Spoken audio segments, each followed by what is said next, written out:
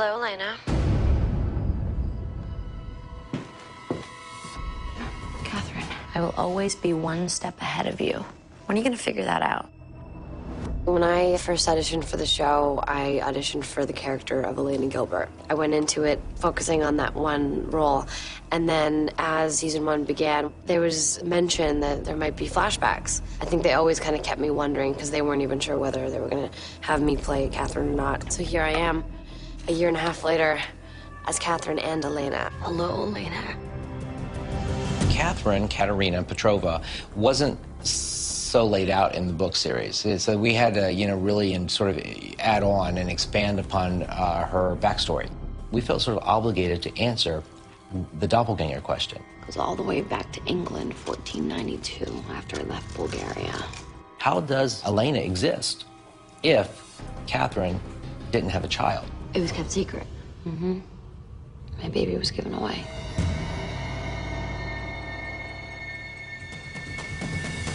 We like to make the joke that Nina Dobrev plays 37 characters on this show. We have seen Nina play Elena, 1864 flashback Katherine, present day Naughty Minx Katherine, Katerina Petrova from 1492. I mean, she's playing 4 roles in one episode.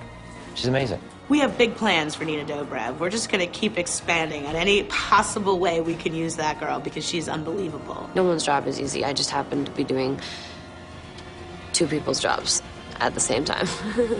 There's the episode Katerina where we see Nina playing all these great characters. I mean, if you really think about it, she was playing Katherine at 3 different points in her life and Elena in modern day. This one is a little tough because it's often a change of hair, it's a change of makeup. You have to do the scene in 2 directions, so the actress actually has to know both dialogues. Katherine? And for 12 pages of dialogue, she is sitting in a tomb as Katherine, having a conversation with Elena. There is nothing else going on. The 2 of them are face to face. At the time, I was kind of thinking about it, how are they going to do that? And it started off with split screen. Of course, the actress can't shoot that scene like a normal scene. She can't sit there and talk to herself. We had a body double who would stand, and I would plan how I would play each side. They would have to imitate every little movement I did from behind so as to not give away that it wasn't actually me. And then they would do a split screen, so we'd draw lines, and I had a limit of where I could walk and talk because they would cut it in half. They lock off the camera and they can split a screen straight down the middle of them. And magically tape it, Scotch tape, and it looks like one.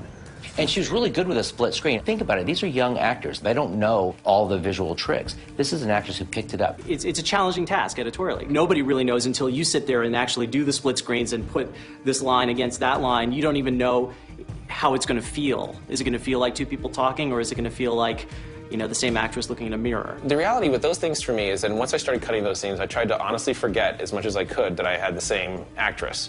I got half of those scenes on one day and half of them the next day. So I basically sort of pre-selected takes I liked, and then it became almost matching in the back half of it to the, the half I'd already created. The same actress is playing the 2 characters, so you actually have to find performances that distinguish the characters. You didn't really escape. You've been running from Klaus ever since. I underestimated his spirit for vengeance. Living out of a suitcase is better than dying so that you could have your blood spilled over some silly little rock. I have to think about what's going to happen and how I'll react. If Katherine says a line, she's snarky, I have to remember that for when I'm playing Elena. Oh, she was just being snarky. I have to react offended. What's wrong? Afraid I'm right? And so there's just a lot of work and preparation and planning involved. There's a very technical part of this that I don't think people actually realize. There is matching. When you're doing take 1, take 2, and take 3, and you put your hair to the side, you better do that on the same line every single take, or you're going to have an editing problem. And this is an actress who gets it. It's not tucked. This one's tucked. Continuity crazy.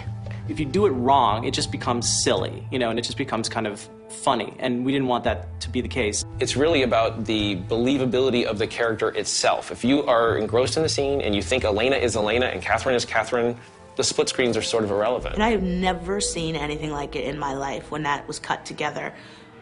It was astounding to me. There were no mistakes. She had every line down for both characters. She was acting opposite nothing, and yet she was delivering the performance of the season for both characters, and it was astonishing. What else is needed to break the curse? Look who's getting smarter. Nina playing Katherine playing Elena is hard. It's hard in story, and it's hard for her to do. Towards the end of this season, Katherine ends up kind of dressing as Elena to kind of fool people. When we started doing Katherine imitating Elena and doing the straight hair and wearing her clothes, that got even harder. When she was impersonating Elena, we kind of switched the parts a little bit. So even though you thought it was Elena, there was something off about the look that you saw in the entire episode. Katherine. Hello, John. Goodbye, John. I would look in the mirror and get confused because it's really Katherine being Elena, but trying to not tell the audience that she's Elena and then still have it be a little Katherine-y. We've done it a couple times when it's been really effective, and then sometimes less so, and so we're always kind of like, can we get away with this again? Not sure. Katherine. You have to admit, I am getting better at this. It almost like gets in my head a little bit sometimes. When I go back and forth, it kind of messes with me, but it's cool. And on top of that, you have to pour your eyes out and cry and burst into tears, take after take after take until your tear ducts are dry. I've been so selfish because I love you so much, but it's over. Believe it or not, when you look in the mirror and you look different, it helps you feel different and walk different when you put on the heels and your hair. When my hair is just like longer and I can just like play with it and my strut, I have this like walk that I do. It really, the physical and visual really transforms the internal. Yeah, it is always interesting seeing Nina transform into one of the other characters. You can just tell when it's Katherine, and then when it's Elena, it's like purity and innocence, and it's very obvious. There is a very big separation within the two characters. You can just tell when it's an Elena day, you can tell when it's Katherine day. You know, she has a little extra sass in her step. She embraces it, not just externally, but internally, and you can see it in her eyes.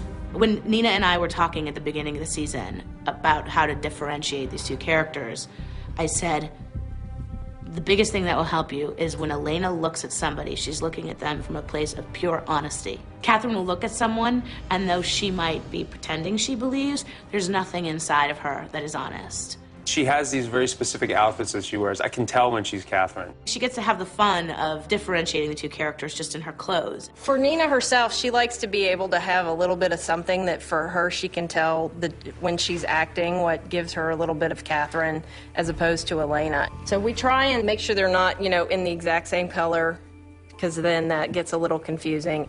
To change Nina to Katherine or Elena, depending on what the look is. When it's the sort of the established curly look versus the established straight look, it takes about an hour one way or the other. Whenever they're setting up lights, I'm not sitting there, I'm running across stage, getting my hair changed, and then coming back.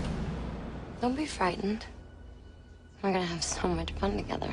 Finding someone like Nina, it's all about finding that one person that I connected to, that I see and go, I can write for that person, and then that perfect storm happens, which I feel like this Vampire Diaries is that perfect storm. It's wonderful being on set, watching Nina's performance. Nina is fabulous. She's, you know, as good as it gets. I'm really enjoying their performance, and I have to sort of pinch myself to remind myself, you're here looking at the makeup. I can imagine playing two different characters entirely. It's interesting how well she took to it. She's really, really worked hard this year, and it's not easy. She's just on fire.